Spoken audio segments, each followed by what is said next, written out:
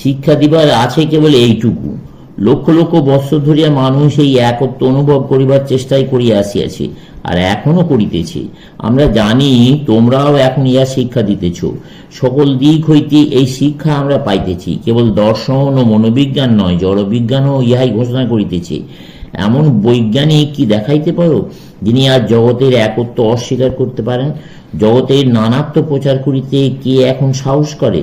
এ সবই তো কুসংস্কার মাত্র। একমাত্র প্রাণ বিদ্যমান, একমাত্র জগৎ বিদ্যমান, আর তাহাই আমাদের চোখে নানা রূপে প্রতিভাত হইতেছে। যেমন স্বপ্ন দর্শনকালে একটি স্বপ্নের পরে আরেকটি স্বপ্ন আসে। স্বপ্নে যাহা দেখো তাহা তো সত্য নয়।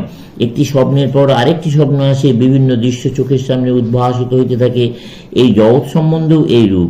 এখন ইহা 15 আনা দুঃখ ও 1 আনা সুখ রূপে প্রতিভাত হইতেছে। হয়তো কিছুদিন পরে ইহাই 15 আনা সুখেই পরিপূর্ণ হইবে। তখন আমরা ইহাকে স্বর্গ বলিব। কিন্তু সিদ্ধ হইলে এমন এক অবস্থা আসবে যখন এই সমুদয় জগৎ প্রপঞ্চ আমাদের সম্মুখ হইতে অন্তর্হিত হইবে, ইহা ব্রহ্মরূপে প্রতিভাত হইবে এবং আমাদের আত্মাকে আমরা ব্রহ্ম বলিয়া অনুভব করিব। অতএব নানা জগৎ, নানা জীবন বলিয়া কিছু নাই।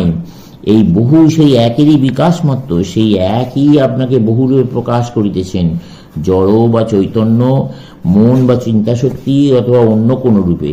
সেই একই নিজেকে বহুরূপে প্রকাশিত করিতেছেন। অতএব আমাদের প্রথম সাধন নিজেকে ও অপরকে এই তত্ত্ব শিক্ষা দেওয়া। পৃথিবীতে এই মহান আদর্শের ঘোষণা প্রতিধ্বনিত হইউক, কুসংস্কারগুলি দূর হইউক। দুর্বল মানুষকে শুনাইতে থাকো, ক্রমাগত শুনাইতে থাকো, তুমি শুদ্ধ স্বরূপ, ওঠো, জাগো, হে মহান, এই নিদ্রা তোমার সাজে না। ওঠো, এই মোহ তোমার সাজে না। তুমি নিজেকে দুর্বল দুঃখী মনে করিও না। হে সর্বশক্তিমান, ওঠো, জাগো, স্বরূপ প্রকাশ করো। তুমি নিজেকে পাপী বলিয়া মনে করো, তোমার পক্ষে ইহা শোভা পায় না। তুমি নিজেকে দুর্বল বলিয়া ভাবো, ইহা তোমার উপযুক্ত নয়। এই কথা জগৎকে বলতে থাকো, নিজেকে বলতে থাকো। দেখো ইহা কি শুভ ফল হয়। দেখো কেমন বিদ্যুৎ ঝলকে সকল তত্ত্ব প্রকাশিত হয়, সবকিছু পরিবর্তিত হইয়া যায়। মনুষ্য যা থেকে ওই কথা বলিতে থাকো, তাহাদের অন্তর্নিহিত শক্তি দেখাইয়া দাও। তাহলে দৈনন্দিন জীবনে ইহা অনুশীলন করিতে শিখিব। বিবেক সম্বন্ধে আমরা পরে আলোচনা করিব।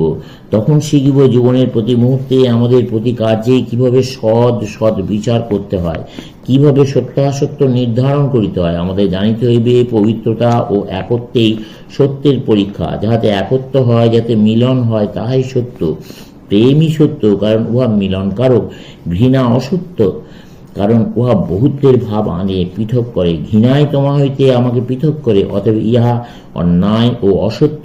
ইহা একটি বিভাজনী শক্তি, ইহা পৃথক করে, ইহা বিনষ্ট করে। প্রেম মেলায়, প্রেম একত্ব সম্পাদক।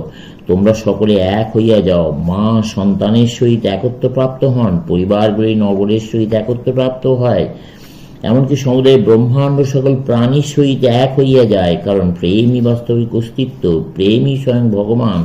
আর সবই প্রেমের বিভিন্ন প্রকাশ, স্পষ্ট বা অস্পষ্ট রূপে প্রকাশিত। প্রভেদ কেবল মাত্রার তারতম্যে, কিন্তু বাস্তবিক সকলই প্রেমের প্রকাশ। অতএব দেখিতে হইবে আমাদের কর্মগুলি একত্ব সম্পাদক না বহুত্ব বিধায়ক। যদি বহুত্ব বিধায়ক, তবে ওইগুলি ত্যাগ করিতে হইবে।